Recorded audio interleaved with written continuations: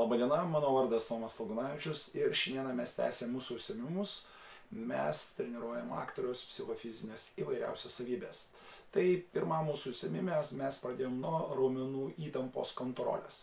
Tai dabar norėčiau dar pasakyti keletą pratimų, kaip galima būtų geriau kontroliuoti savo raumenų įtampą. Tiesiog reikia tai treniruoti, tai neatsiras iš karto. Gerai, sekantis pratimas tai būtų ketvirtas, kurio pagalba mes galėtume atlikti paprastą veido masažą. Veide yra daugiausiai raumenų, todėl reikia išmokti veidą atpalaiduoti. Masažas atliekamas labai paprastai. Galima tiesiog paglostyti įvairias veido vietas, pabandyti atpalaiduoti, patapšnoti jį. Ir jeigu pajust, kad atsiranda toks kaukės pojūtis, kad veidas atsipalaiduoja, reiškia viskas gerai. Kodėl veidas turi būti atpalaiduotas? Kad atsirastų mimika, nes jeigu jūs susitempia visą laiką veidas įtemptas, tai jūs nieko negalite ištransliuoti. Pavyzdžiui, gali atsirasti viduje jausmas, bet jeigu veidas įtemptas, nieko nesitransliuoja žiūrovams. Tai padarykite veido masažą, galite veido gimnastiką padaryti, tai tikrai labai padeda. Sekantis pratimas tai būtų skaičiavimas įsitempus.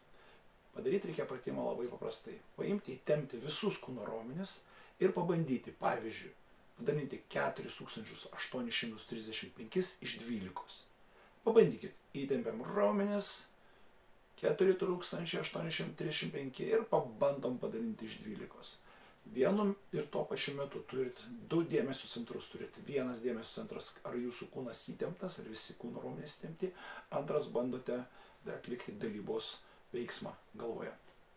Pagalvokite kitų skaičių.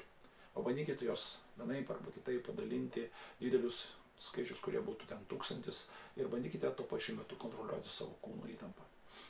Šitas pratimas padeda tuo pačiu metu gerai atlikti ir veiksmą su kūnu ir tuo pačiu atlikti mąstymo veiksmus.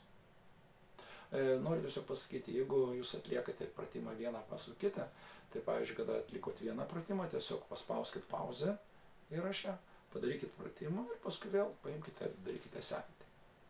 Gerai, kitas pratimas raumenų kontroliai, tai yra, jį galima atlikti poromis ir galima atlikti vienam. Jeigu atliekate poromis, tai paimkite, pavyzdžiui, kėdę, vienas jūsų partneris paima vieną pusę kėdę, jūs kitą ir pabandykit vienas iš kito tą kėdę atimti. Atsiranda judesys, atsiranda kova, bet tuo pačiu metu sakykite eilėraštį arba pasakojimą. Išmokite daryti su veiksmu vieną, o sakyti visiškai kitą. Pabandykit, kad tekstas būtų nuoseklus, kad būtų su loginiam pauzėm, tiesiog gražiai jį sakytumėt. Pabandykite tai padaryti. Šito pratimo variantas kitas galėtų būti toks. Irgi dirbam poromis arba vienas. Jeigu vienas, tai galite, pavyzdžiui, stumti sieną, galite kažkokį sunkų daiktą pabandyti pajudinti taip. Ir tuo pačiu metu prisiminkite visus šios dienos įvykius. Labai nuosekliai stenkitės, kad po 15 minučių tiesiog viską atgaminti. Ir garsiai tai sakykit. Tuo pačiu metu, pavyzdžiui, kovojam dėl kamuolio su partneriu ir ramiu tonu, sakom, atsikėliau, tada leiskim 6 valandą 30 minučių. 6:45 ten maudžiausi. Ir taip nuosekliai pasakojam savo šios dienos istoriją. Neužmirškit padaryti pauzę. Paspauskit, atlikit pratimus ir tęsim toliau. Ir šiandieną paskutinis pratimas.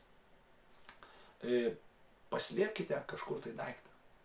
Gali būti šitoj patalpoj, gali būti kitoj patalpoj. Po to liktai pabandykite jį užmiršti. Ne ta prasme, kad užmiršti. Ir aktorius žino scenoje, kas po ko vyks. Bet tas užmiršti reikia tiesiog liktai padaryti viską iš naujo. Tai dabar užduotis bus, jūs ieško to daikto. Pradžioje prieš pradedant daryti, prisiminkit, kada jūs buvo tokioje situacijoje. Kas su jumis vyko. Pavyzdžiui, gal palikot kažkur tai raktus. Jums reikia tos raktus surasti. Prisiminkit, kokia buvo jūsų veiksmų logika. Kokį veiksmą, kokį jūs darėte. O svarbiausias dalykas, neįtempkit raumenų. Nevaidinkit. Nevaikščiokit susikaustę. Prisiminkit, kaip tada darėt ir pabandykit atkartoti tą vadinamą atmintis atkartojat ir paskui atkartojat patį veiksmą. Nieko nepripliusuokit. Nereikia nieko ten pridėti. Nereikia ten pradėti blaškytis ar dar kažką tai. Nuosekliai, logiškai, vieną žingsnis po kito. Pabandykite atlikti šitą pratimą. Tai šiandieną antroji aktoriaus psichofizinos dalis baigėsi, o susitiksim vėliau. Darykit pratimus ir pamatysit jūsų gebėjimai vaidinti, valdyti savo kūno įtampą, mąstyti tuo pačiu metu, logiškai elgtis, tikrai sustiprės. Sėkmės jums trenaže. Iki malonų susitikimų.